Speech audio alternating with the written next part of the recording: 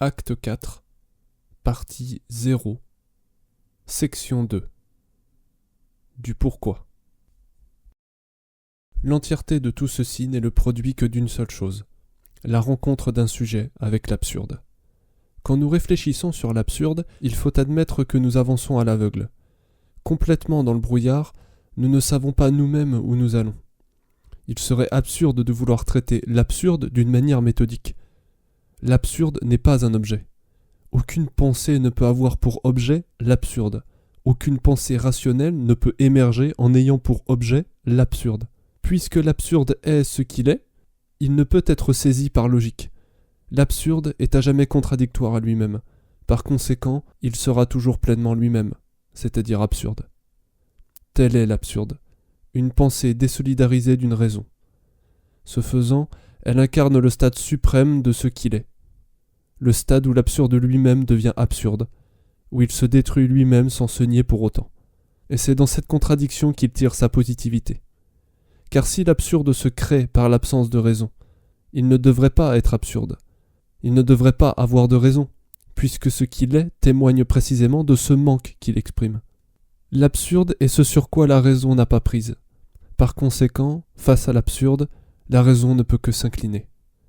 L'absurde renverse toute rationalité. C'est pourtant bien à la raison d'en rendre compte. C'est de lui qu'émerge toute rationalité, et c'est dans son effort pour en sortir que la raison se construit, comme une cathédrale sortirait de la terre. Alors la raison y plonge.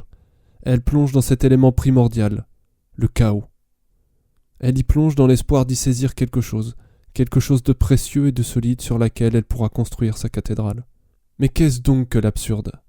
C'est quelque chose de terrible, une horreur que l'on ne peut exprimer que par murmures fébriles. Et bien que l'on ne sache pas exactement ce que c'est, on en ressent les effets trembler jusqu'au fond de son être.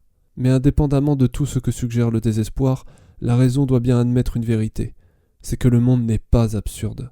Pas si l'on entend ce mot comme un monde sans ordre ni loi. Toute personne ayant observé le monde est bien contrainte et forcée de reconnaître ses lois. Elle est bien contrainte de sentir cette force qui la tient sur le sol et cet élan du monde dans lequel elle est projetée. Elle est bien contrainte de voir passer le fil des saisons, le cycle du jour et de la nuit, et la suite des jours qui continuent leur suite réglée comme du papier à musique. L'absurde n'est pas dans le monde comme le serait un objet, mais est bel et bien un rapport.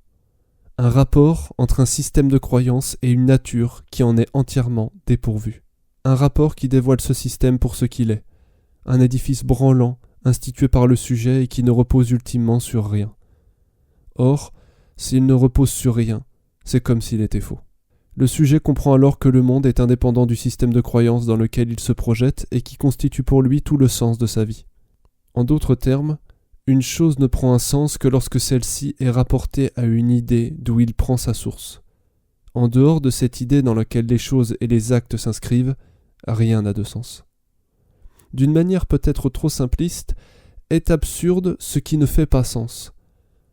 C'est-à-dire ce qui, dans un système de croyances, ne se rapporte pas à l'ordre du monde.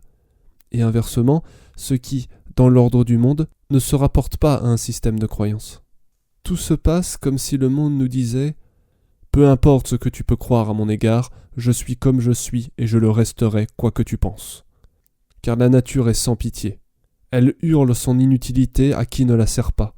Elle n'attend l'approbation de personne, elle ne s'encombre pas de bons sentiments et se débarrasse de tout ce qui lui est inutile. En un mot, l'absurde est ce produit entre les croyances d'un sujet et l'austérité du réel. Le sujet comprend alors que le monde de croyances qui constituait son savoir ne s'applique pas au monde. Il trébuche sur le réel et se fracasse sur le sol. Et cette douloureuse rencontre le force à reconnaître une amère vérité. Depuis le début, le sujet vivait dans sa tête plutôt que dans le monde. Tout le sens du monde résidait dans sa tête, dans ce rapport de l'esprit avec lui-même, c'est-à-dire le rapport des croyances avec les actes que celles-ci motivent. L'absurde se tient toujours au dehors de l'esprit. Camus disait qu'il ne pouvait y avoir d'absurde en dehors de l'esprit humain. Bien au contraire, l'absurde s'étend au-delà des parois de l'âme et le vertige de celle-ci provient d'un regard porté vers son horizon. En dehors de tout ce qui compose sa réalité, étranger à tout ce qui se trouve au-delà, le sujet comprend que ce qu'il prenait pour le réel n'existe que de son esprit, et que tout dans le monde prenait un sens par rapport à son esprit. rien n'a, dans le monde, véritablement de sens.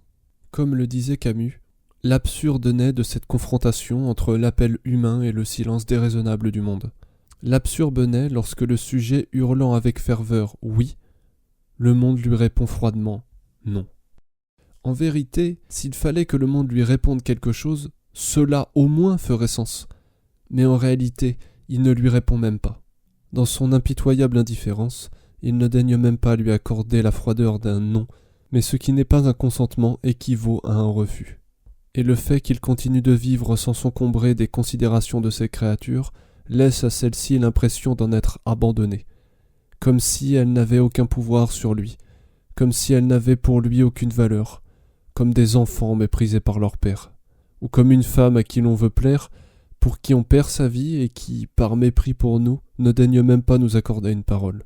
Et alors que le cœur hurle au monde de répondre à l'appel de son âme, le monde ne répond rien qu'un terrible, long, froid et lourd silence. Comme le disait Shusaku Endo, tel le silence de la mer, pareillement le silence de Dieu. Je crois dans quelque chose qui ne me répond pas, car, ultimement, je sais qu'il n'existe pas. Le sujet souffre de ce silence inexorable, silence qu'il ne parvient pas à expliquer autrement que comme l'absence de ce en quoi il croit. Il semble qu'un sujet ne puisse vivre sans se fixer des croyances auxquelles il rapporte toutes ses actions et qui prennent ainsi toute leur signification. Il a nécessairement une raison dans sa vie. Le sujet est un être pensant, et comme tout être pensant, il n'est pas comme la rose, sans raison ni pourquoi. Il vit toujours en vertu d'une raison, et c'est cette raison qui justifie l'effort de sa vie. Il ne peut vivre sans ce sens qui se produit du rapport entre ses actes et ses croyances. Il regarde alors dans le monde et y cherche ce sens dont il a tant besoin. Il questionne le monde, le ciel, la terre, les arbres, les plantes et les animaux, et écoute ce qu'ils ont à lui dire. Il questionne le monde et écoute le vent, la pluie et les vagues mourir sur la plage. Mais il n'entend rien, rien que le vent, la pluie et le bruit des vagues mourir sur la plage. Et ce bruit est pour lui comme celui de ses espoirs qui se fracassent sur le mur de la réalité. Ce terrible silence lui révèle cette cruelle vérité. Le monde n'a pas de sens. Il n'a pas de cette valeur à laquelle aspire l'esprit. Et si celui-ci aspire à s'attacher à quelque chose, il ne peut le trouver qu'en lui-même. Le sujet se découvre alors nu dans un monde vierge. En cela, il est innocent, le sujet comme le monde. Et cette innocence apparaît alors au sujet comme insoutenable et intolérable. Car il comprend que, tout en exécrant ce monde dépourvu de tout sens qui l'a contraint à l'existence, il n'y a de fautif que celui qui confère à des choses des réalités qu'elles n'ont pas, et que ces choses ne sont pas fautives d'être ce qu'elles sont depuis toujours, c'est-à-dire absurdes ou innocentes. Tous sont innocents. Et comme tout le monde l'est, personne ne le reste. Car exister, c'est faire. Et faire, c'est immanquablement se salir. Et en ayant toutes les raisons de haïr le monde ou d'en désespérer, le sujet réalise que sa haine et son désespoir sont impropres à ce monde et que le motif de tous ses malheurs est en réalité entièrement innocent de tout ce qu'il a pu en subir. En définitive, il ne peut s'en prendre qu'aux ailes de sa propre fantaisie. Cette innocence fondamentale, il ne peut que la ressentir. Elle le fait sortir de ses gonds car, bien qu'il soit la victime des dieux, il ne peut en toute bonne foi rejeter la faute sur aucune chose qui soit si ce n'est lui-même.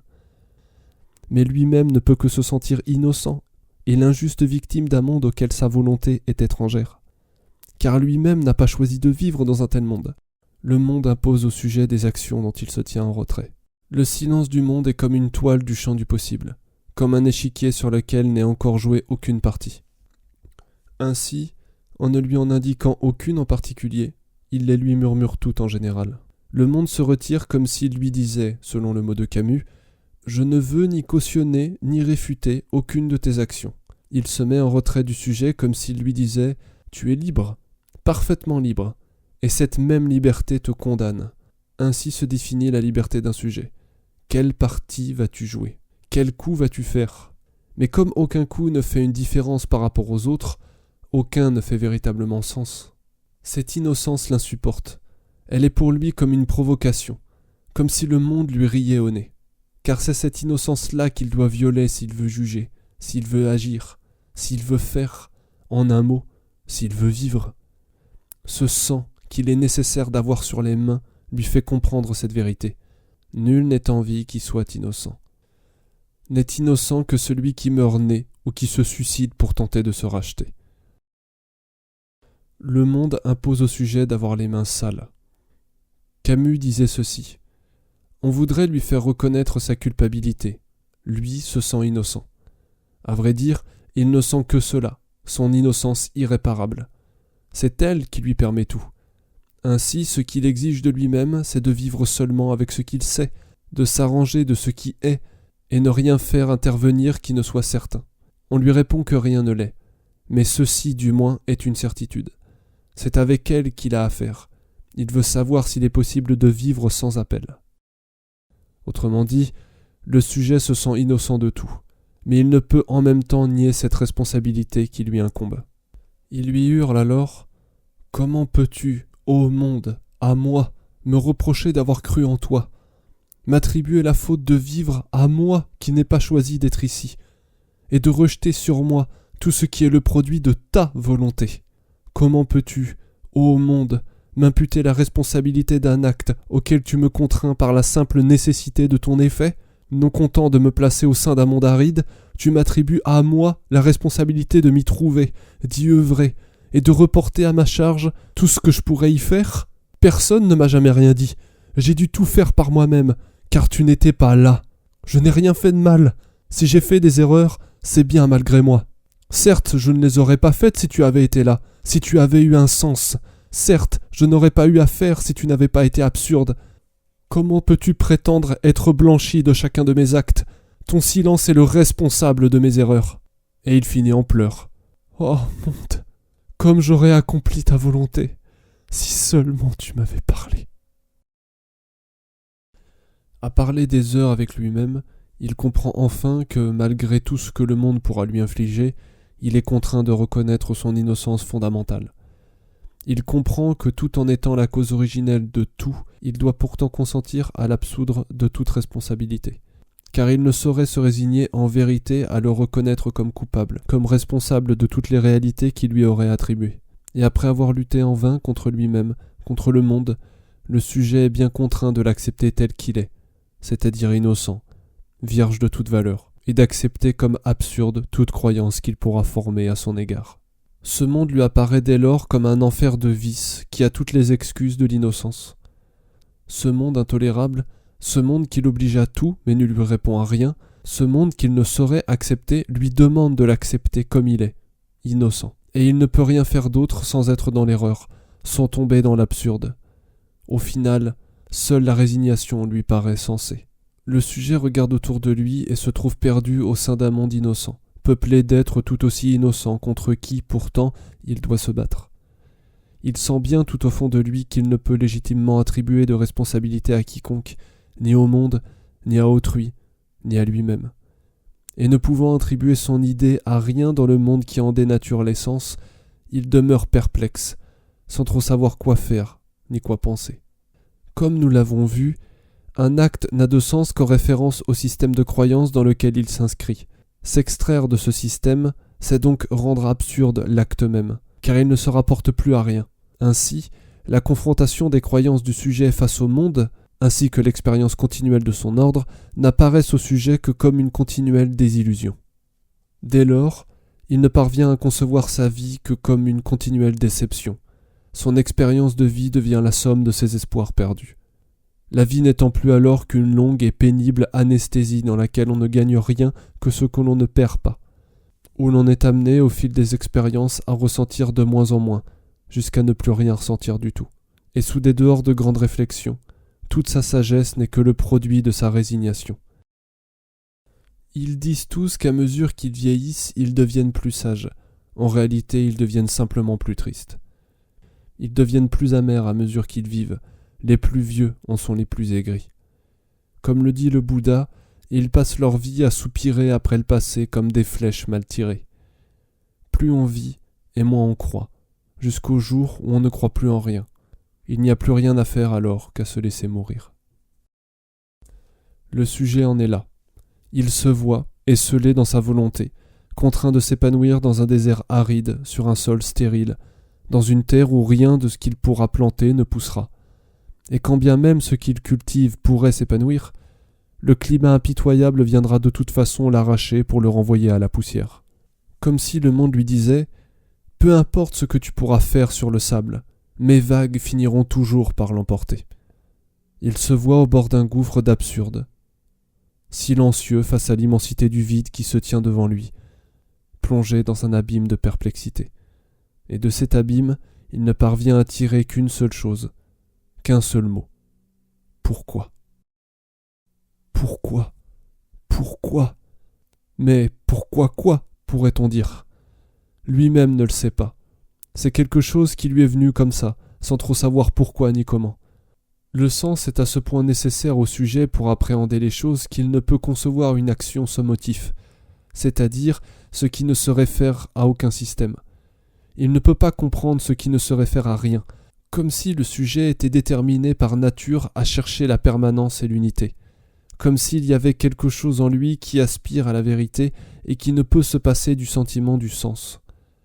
Quelque chose que semble toujours lui refuser le monde et qui vient dès lors exprimer l'absurde comme étant ce qui naît de cet espoir contrarié de désir d'éternité.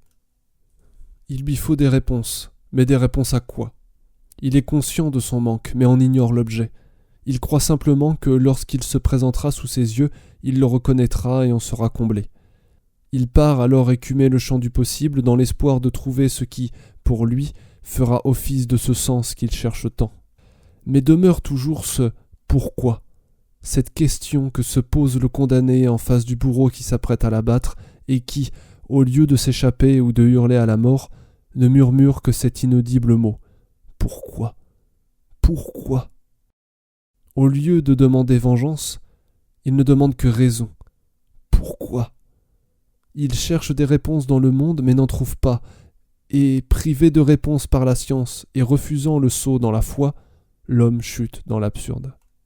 Pourquoi ? Toujours cette question, cette constante et terrible question. Pourquoi ? Il ne sait pas même ce qu'il demande.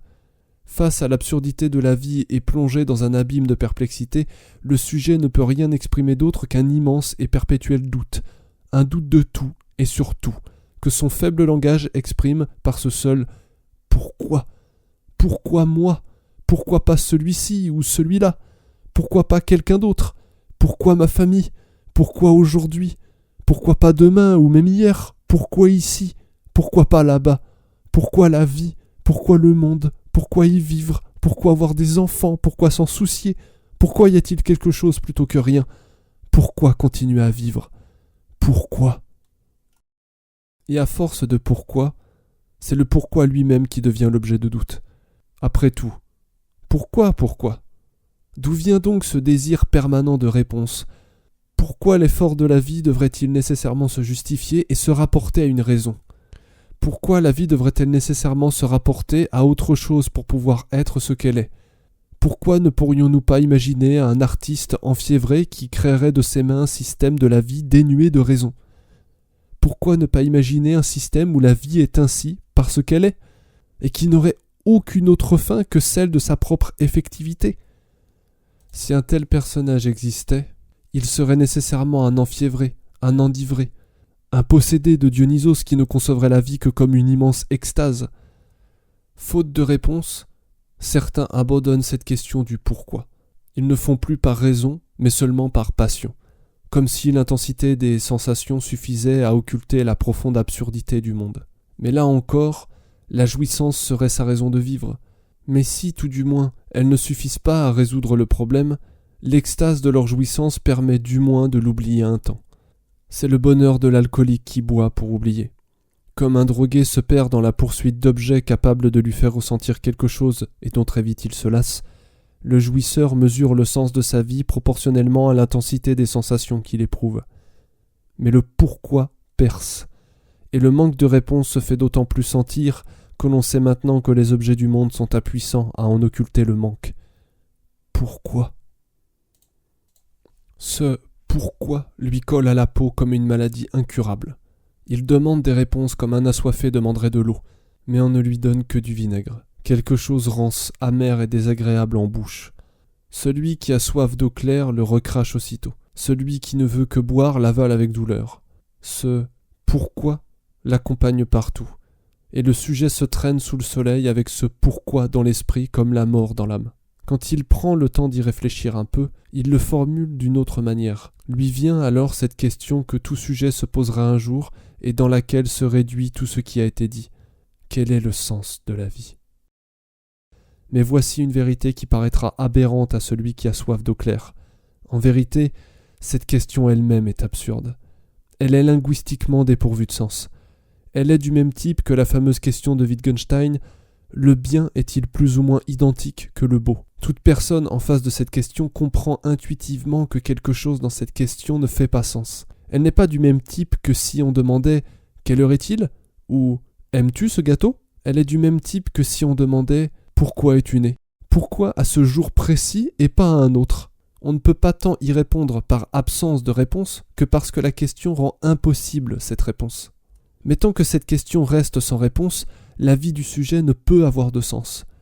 Or, elle ne peut être résolue précisément à cause des termes par lesquels elle est formulée, car cette question n'a pas de sens, et c'est bien cela qui est absurde.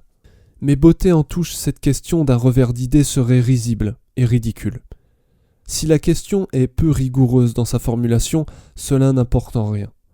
À celui qui prétendrait résoudre cette question par ce dernier tour de passe-passe, on pourrait dire « Oui, sans doute, mais vous n'avez pas compris ce que je voulais dire. » Et cette réponse, aussi valide soit-elle, fait mine de ne pas comprendre ce que le sujet lui demande, et se satisfait d'un quiproquo doublé d'un jeu de mots des plus mauvais. Ce qui importe, c'est de comprendre ce que le sujet a en tête par cette interrogation spontanée du « pourquoi ». Il y a le sens des mots et le sens que les sujets leur donnent. Pour comprendre ce qu'ils disent, il faut donc toujours se référer à ce sens qu'ils leur donnent et non à quelques règles obscures de syntaxe et de grammaire. Il faut comprendre ce qu'ils veulent dire par les mots qu'ils emploient. C'est là toute la difficulté de la communication. Ainsi, la question du sens de la vie ne se porte pas réellement sur le sens de la vie. C'est important de le comprendre.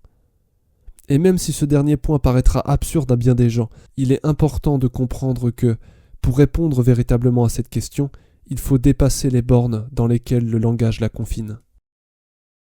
À cette question d'un sujet, on comprend intuitivement ce qu'il veut dire, même s'il le formule mal, car le sujet n'a pas l'idée précise de ce qu'il demande.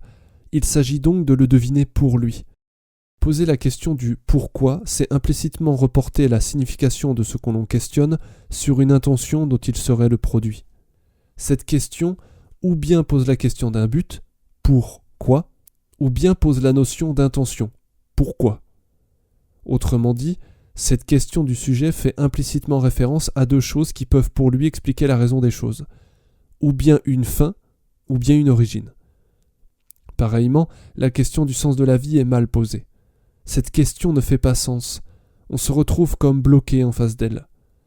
Ceux qui se proposent d'y répondre, non seulement n'y répondent jamais, mais se perdent dans des confusions pseudo-métaphysiques. Quand on demande cela, on cherche à savoir si le fait de vivre a une valeur par rapport à une fin. Mais si elle n'a pas de fin et que son origine ne parvient pas à être expliquée, cette question reste sans réponse. Se demander si la vie a un sens est une question inepte, car le sujet sait bien que le monde a un sens. Il voit bien l'effet de ses lois, mais il ne demande pas tant si le monde est tel qu'il est, que s'il peut être tel qu'il en a l'idée. Certes, le monde a-t-il un sens, c'est tout droit, mais il n'est pas celui qu'il voudrait.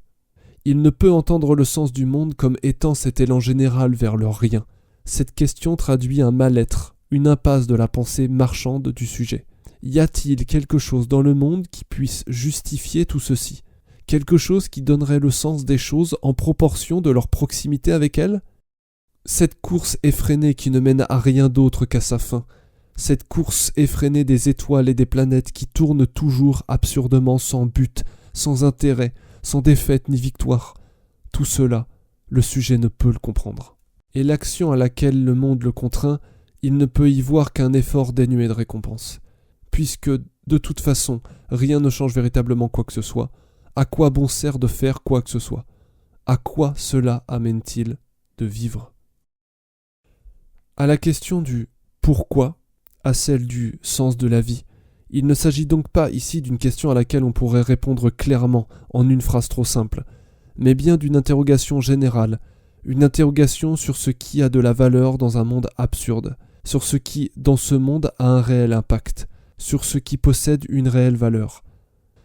Une interrogation sans réponse qui impose de passer par beaucoup de tribulations pour en comprendre la nécessité de son dépassement.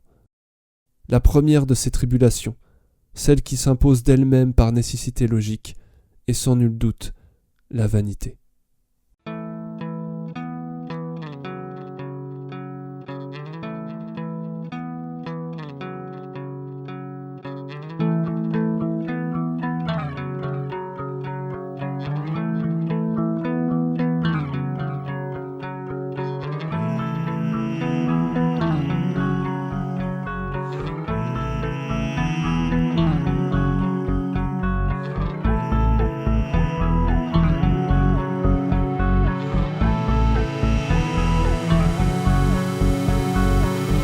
J'ai demandé à la lune et le soleil ne le sait pas.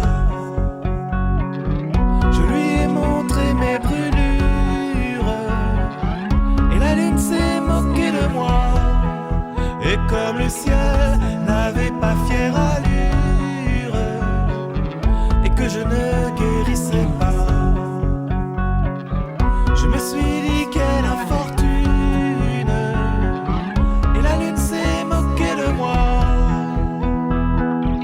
J'ai demandé à la lune si tu voulais encore de moi. Elle m'a dit j'ai pas l'habitude de m'occuper des cas comme ça. Et toi et moi, on était tellement sûrs et on se disait quelquefois que c'était juste une aventure.